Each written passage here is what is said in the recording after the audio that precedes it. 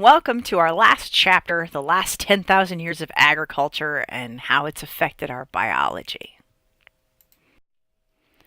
So, it's really tempting to think of us as having stopped evolving once we spread out across Europe and Asia and Africa, that it all just kind of stopped. But here's a very good example of how it hasn't. If you look at our teeth, for example, we can straighten our teeth using braces, which is what those two diagrams are. There's uh, we regularly correct our dental malocclusion, which means not coming together well.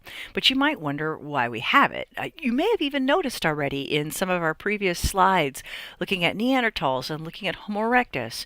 Did you notice that none of them had these really messed up teeth in terms of like they weren't all crooked, they weren't all over the place? And yet, when we're, growing up, most of us had teeth that, oh, what a mess. I know mine. I had a fang that stuck out from my face that I could actually stick an apple on my face with my mouth closed. So why is that? Why do we have these messed up teeth? Well, it's related to this dependence on agriculture that we have, because we have been moving from wild caught foods to a diet heavily steeped in grain. We're not growing the huge chewing muscles we had before. We're also not sort of expanding the bone area, and our teeth are growing at the same size they were before. So where that was fine when we had larger jaws, now our jaws are smaller and our teeth haven't compensated. So as a result, we end up with this very crowded mouth. So in this chapter, we're going to be looking at the last 10,000 years, and we're going to be looking specifically at agriculture and how it changed us. Remember, we have this biocultural evolutionary interaction. So, and then of course, the real question is, are we still evolving? All right, so about 10,000 years ago, more or less, we stopped using as many wild plants, and we moved on to domesticating plants and animals. About 15,000 years ago, we were foraging and we were using fire. We were also domesticating dogs. And then somewhere around 10,000 years ago, we started using some forms of cultivation, and then we got more and more involved in our cultivation. So before then, we hunted game and we fished and collected shellfish. But at the transition from the Pleistocene to the Holocene, which we call the Neolithic, we're definitely domesticating local plants and animals. And of course, it doesn't happen overnight. This illustration here is to show you sort of the gradual shift from the hunter-gatherer lifestyle, and the shift from gathering plants to growing them has had a huge impact on our biology. What domestication is that humans just select the best of each crop or the best of each animal, and then we breed those selectively, in the original GMO, if you will. And then eventually these animals and these plants sort of rely on the human intervention, and we have this sort of dependent mutualistic relationship. We also eventually start processing these foods with this crop production. We process these foods so we can get more calories in than we would normally be able to handle. So like, let's say right now, if you have a Coke in front of you or something like that, you're drinking what is tantamount to 8 feet of sugar cane. You couldn't grab sugar cane and chew 8 feet of it. You'd get bored, you'd get sick, you'd walk away. But because of the way we've done this dominance on crops and then the dominance with processing them, we're now able to consume way more calories in a short period of time than we would be able to before. So, we don't really know why we started doing this. There are some, I like some of the theories. Some of the theories involve we did it for beer. In order to ferment alcohol, we had to stay in one place. And so there's a lot of theories that revolve around beer. But most of the scientific theories revolve around climate. So the global temperature, that's the chart right up there on your left, sort of shows you the changes in the global temperature over the last 100,000 years.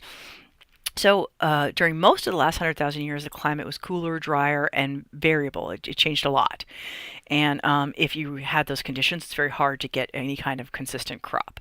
But about 10,000 years ago, we came out of the last ice age and it started to get warmer. And then, more importantly, it also got more stable. So being able to be stable meant that we could rely on year to year the kinds of things that we could grow. And we started selectively choosing teosinte, which is the thing there on the bottom left with larger seeds. And this ultimately resulted in what we now know as maize domestication, or making corn. So the tool at the bottom there that you see is an antler with blades inserted in it, and we know that Neolithic humans used that to harvest wild plants.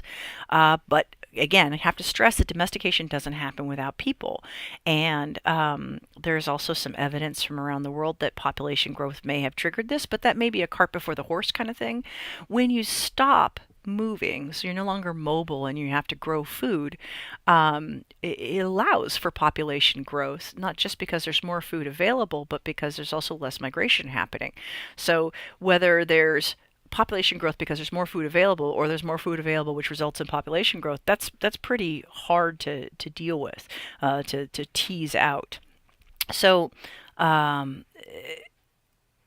when populations grow, you can't support yourself anymore on wildly occurring plants and animals. It's eventually domestication becomes necessary. And then we end up with these sort of permanent villages and settlements. So if you look at this map here, you're going to be looking at the different kinds of domestication that was happening. So for example, if you're looking in South America, you're going to see chili peppers and manioc is like a root, peanuts, and then squash and yam and cotton. And on the east coast of the U.S., squash and sunflower, shinapod, marsh elder, and if you look over in the what we call the Fertile Crescent there, which is go above Africa to the right, you'll see this um, rye and wheat and barley and figs and rice and mung beans and all of that. And then throughout the middle of Africa, more millet, sorghum. Sorghum is still a massively important plant. And then down, if you look at the bottom, you're going to see that we have domestication occurring at different times. So you'll notice in Southwest Asia, it starts earlier than it does anywhere else. And then Central Mexico, Central Andes, and North China, that falls at around the 10,000. South China, around 8,000. The Eastern United States, around 6,000.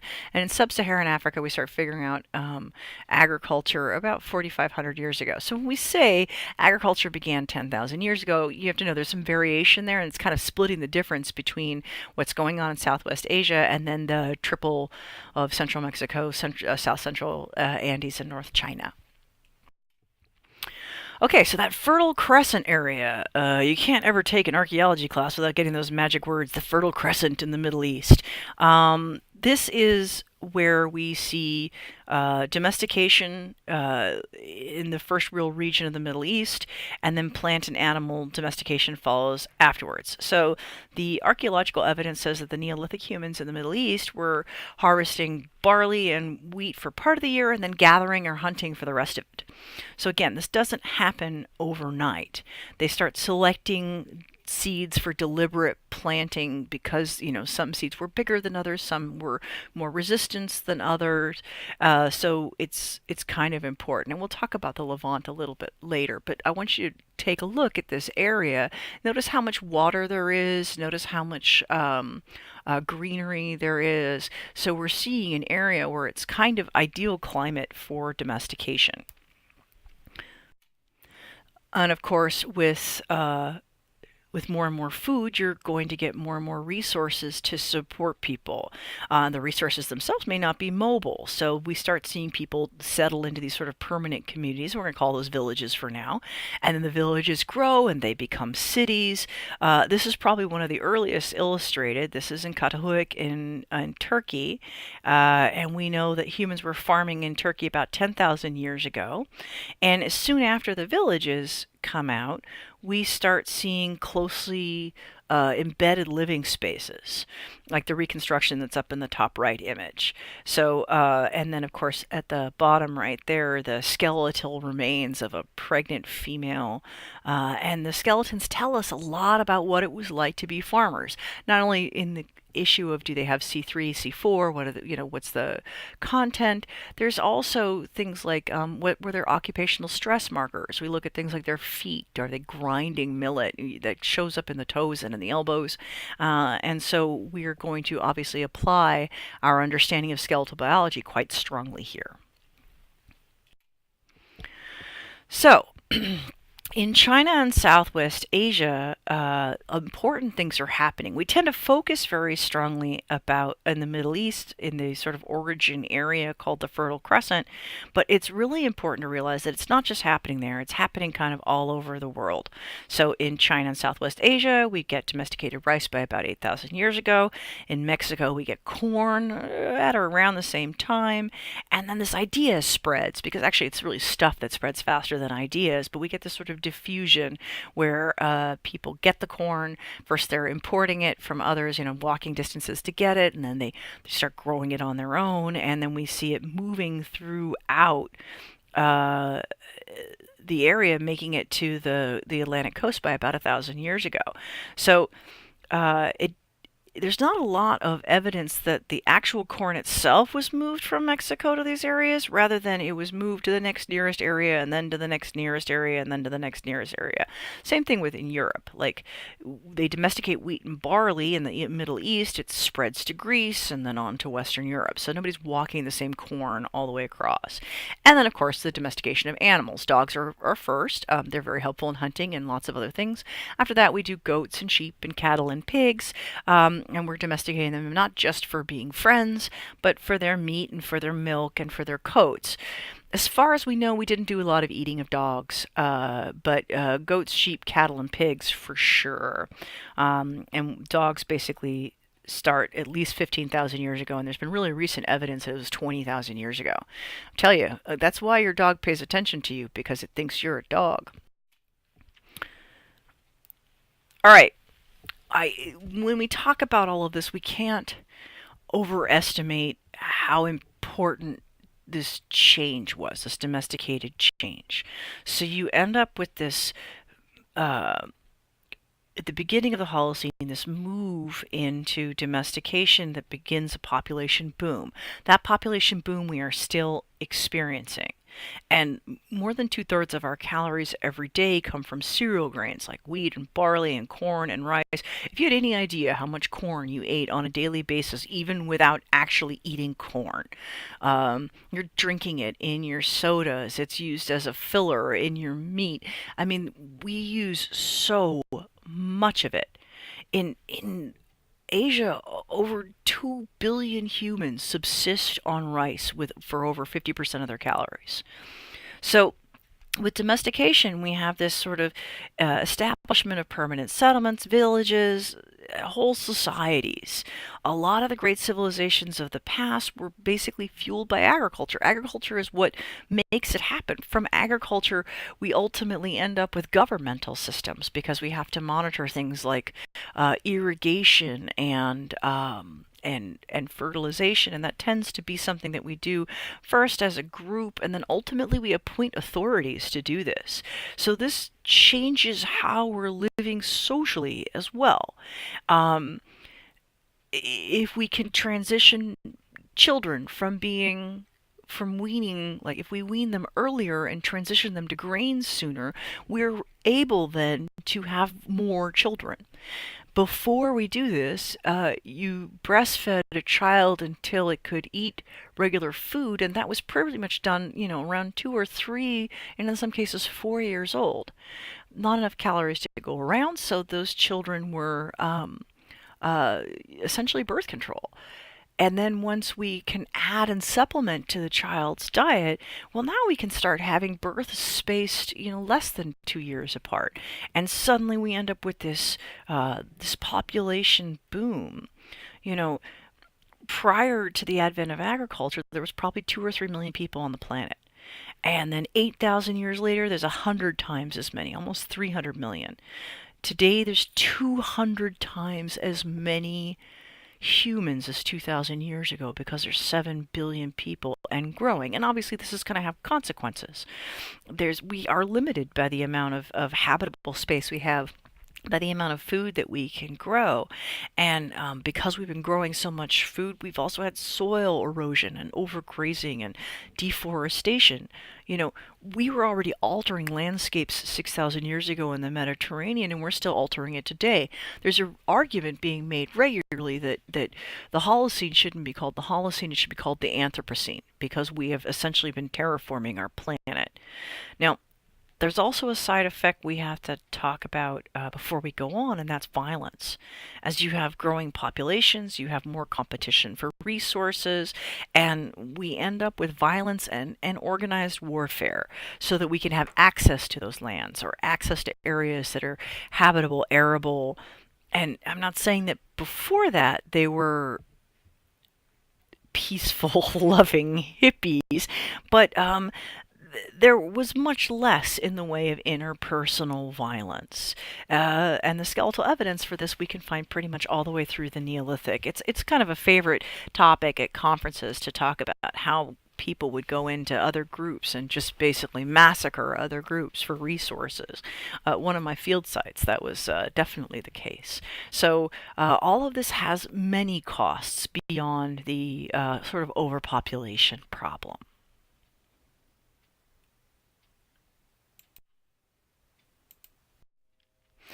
Okay, so a guy named Jared Diamond once said agriculture was the worst mistake humanity ever made. And in some ways, for the planet, that's definitely been true.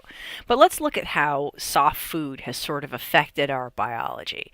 We have these changes in our skull. We used to have very long cranial vaults, and now we have pretty short skulls. And our mandibles used to be thicker, and now they're smaller and gracile. We had bigger teeth, and now we have smaller teeth, but still not small enough to really fit into all of the spaces, which brings us to the next one. We have a lot of malocclusions where the teeth do not come together correctly. But we have less tooth wear. So if you look at agricultural populations and you compare their teeth to those of hunter-gatherer populations, you'll find that hunter-gatherer populations have a lot of wear on their teeth. Their teeth get sort of worn flat. So looking overall here, that the differences going from foraging to farming, because we have this reduced toughness in our food, we have a different way of chewing, and it results in these smaller muscle activities, and this changes our face. Our face doesn't grow quite the way it would have. Our heads are a little bit taller, but we have basically overall reduced face and jaws, and this is because there's a lot of pressure on them. If you're kind of beginning to wonder right now, would you look different if you had a different diet? The answer is yes.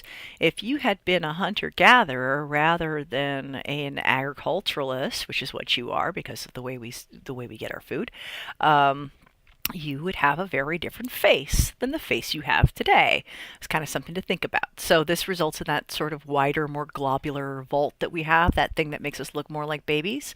Now, they argue that this is entirely based on diet, and some of that has been borne out by evidence. Like if we change the diet of a primate in experiments, we can make different faces in the primates than we would have before. However, I wouldn't want you to underestimate also how powerful sexual selection is in this, as we talked about with the Neanderthals. So if you look at the human skeleton, you can see a lot. There's a lot of evidence left behind as to the activities and the lifestyles of the person.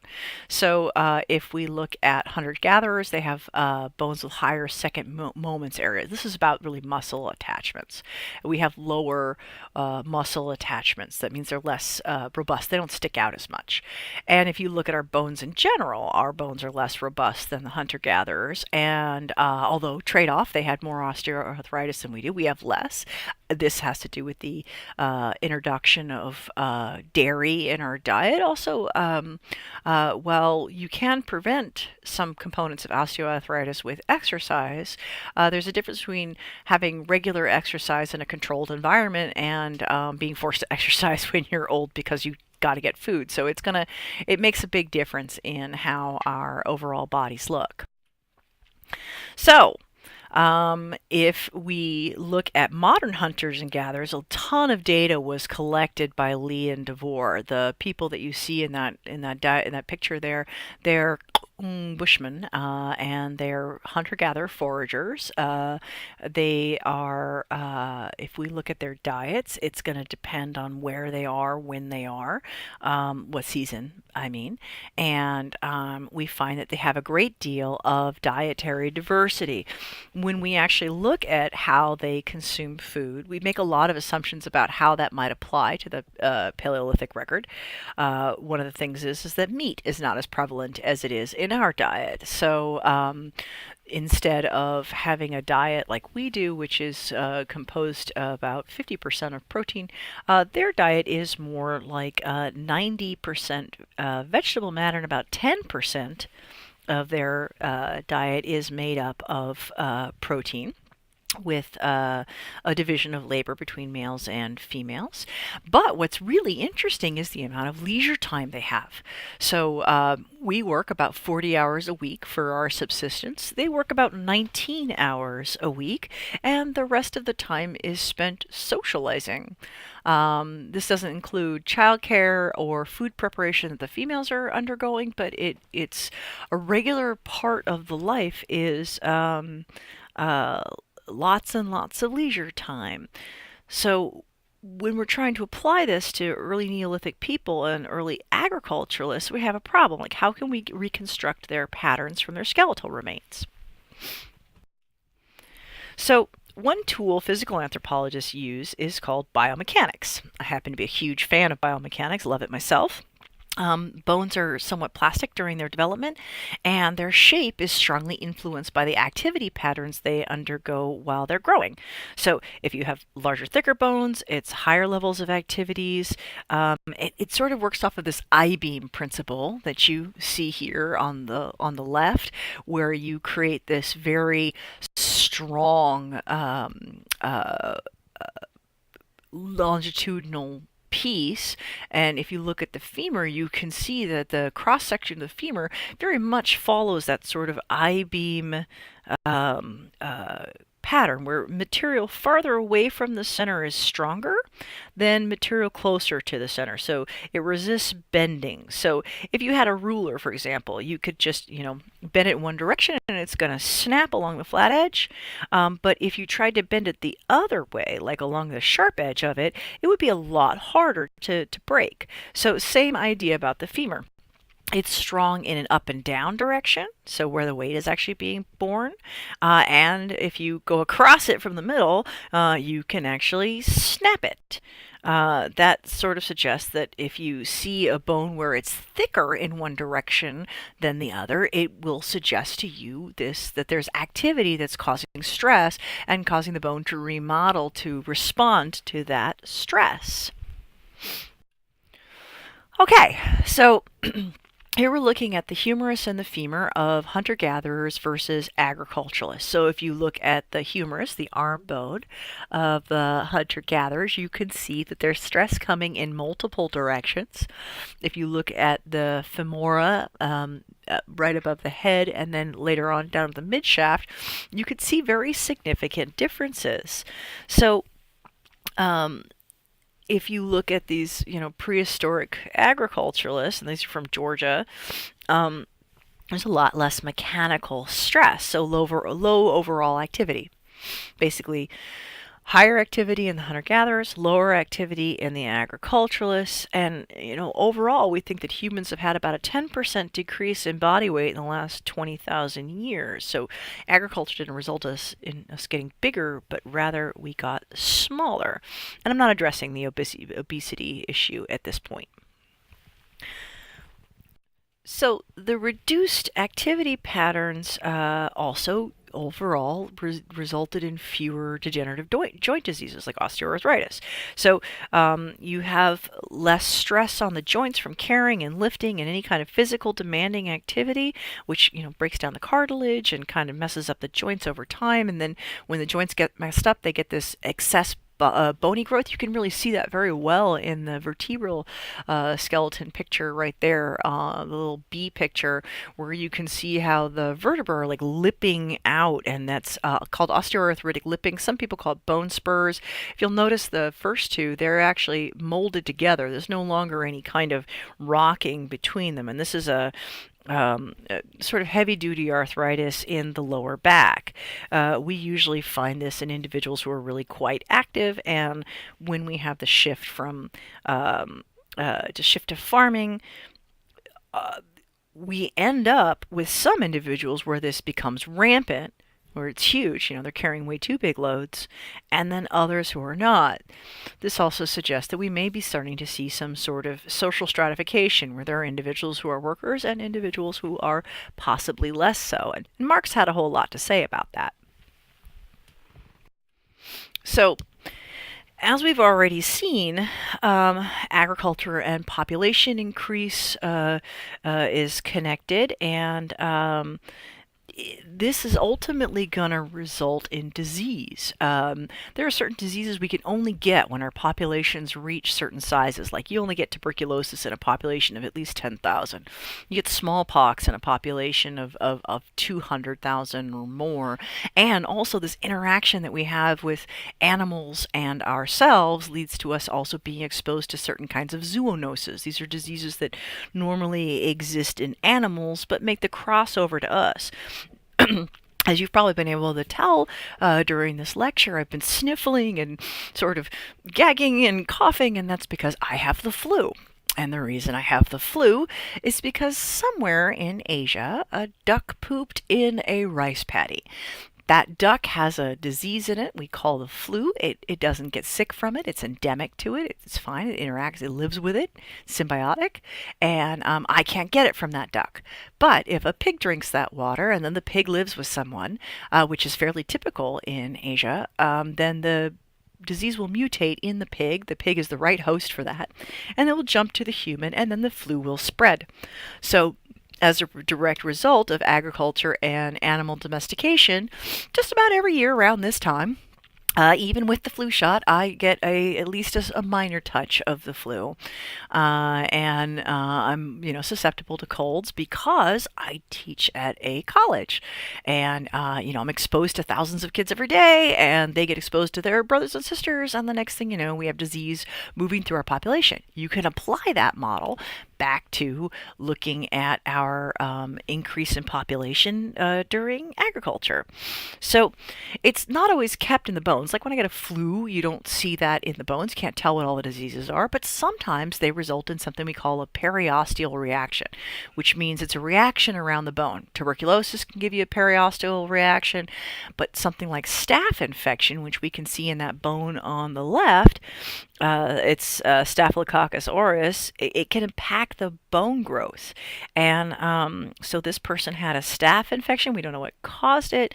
But we can see that this disease, which would otherwise be absent, is only present in a sedentary lifestyle.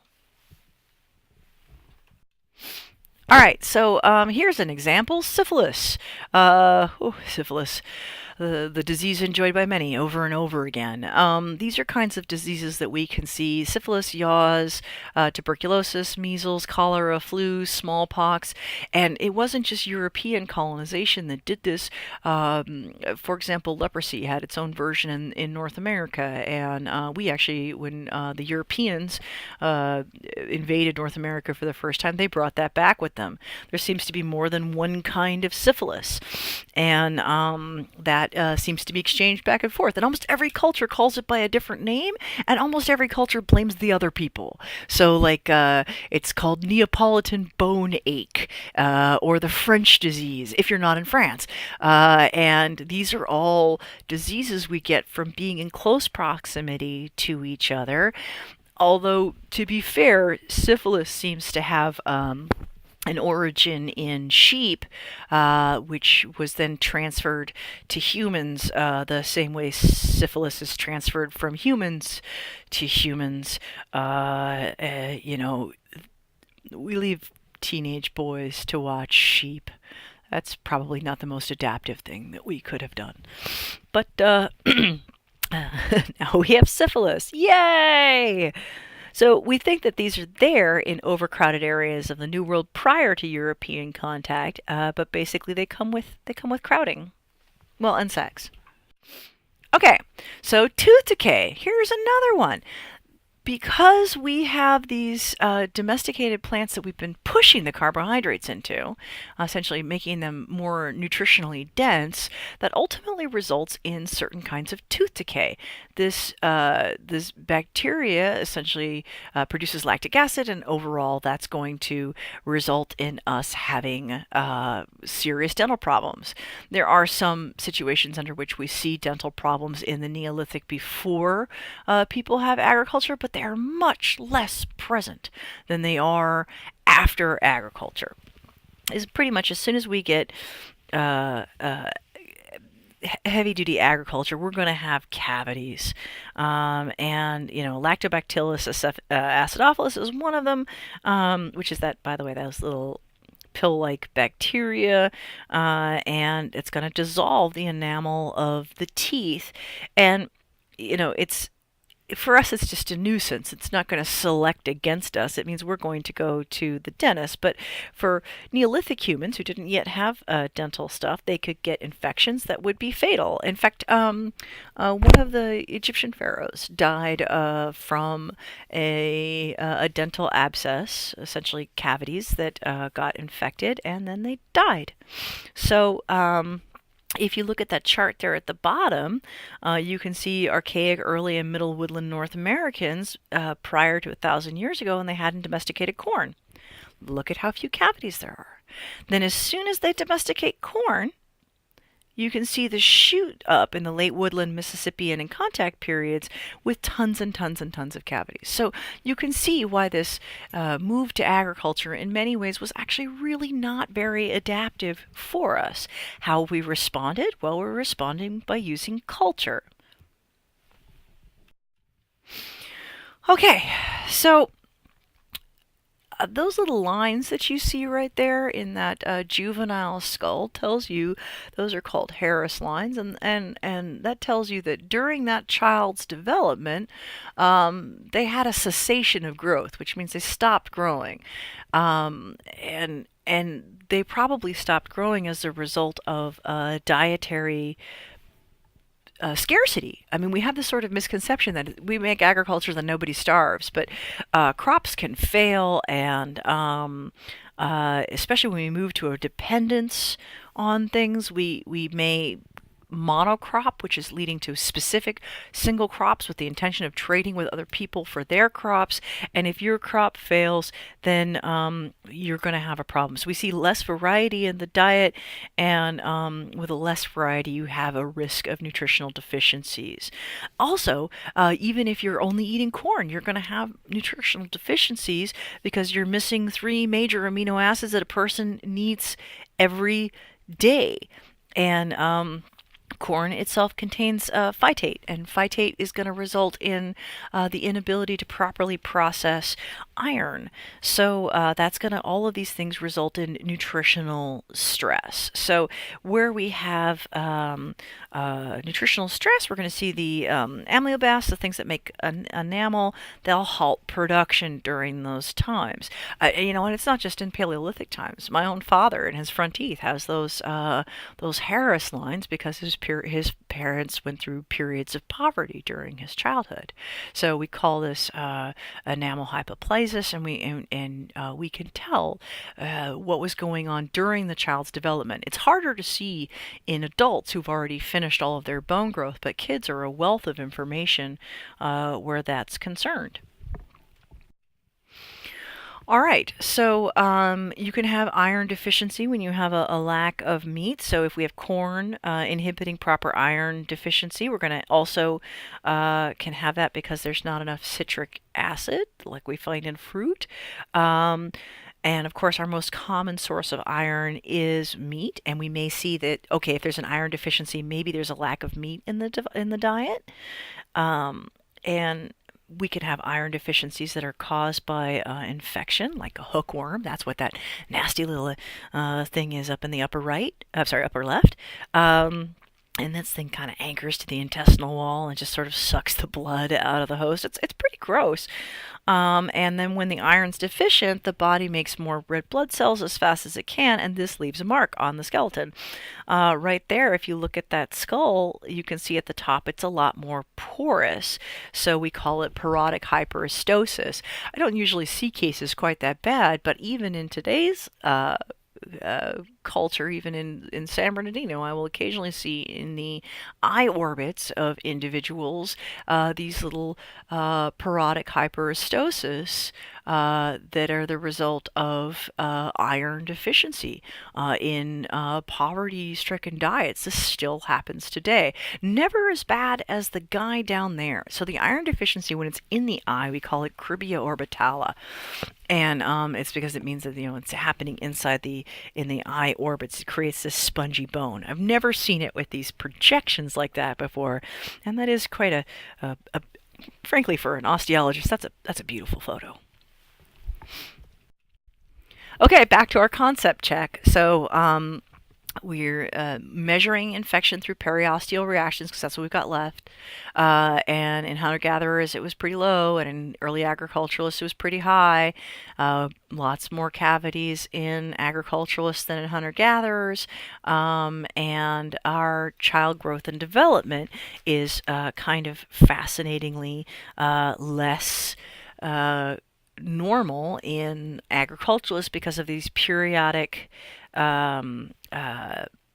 scarcities, and also because of this dependence on a single kind of crop. So if agriculture was so freaking bad for us, why did we do this? Well, you remember evolution is about survival and reproduction. It's not necessarily about your quality of life. It's about survival and reproduction. So agriculture allows women to be more sedentary, have a stable food supply, even if the food supply is results in malnutrition, and they can wean earlier. They can have more offspring. Because of that, we've got 7 billion people on the planet. So you can see that while agriculture was a bad move for us as living individuals, as a species, it was actually a great move. Well, up to and except the fact that we're destroying the planet we're on. So as a species, we've become sort of parasitic.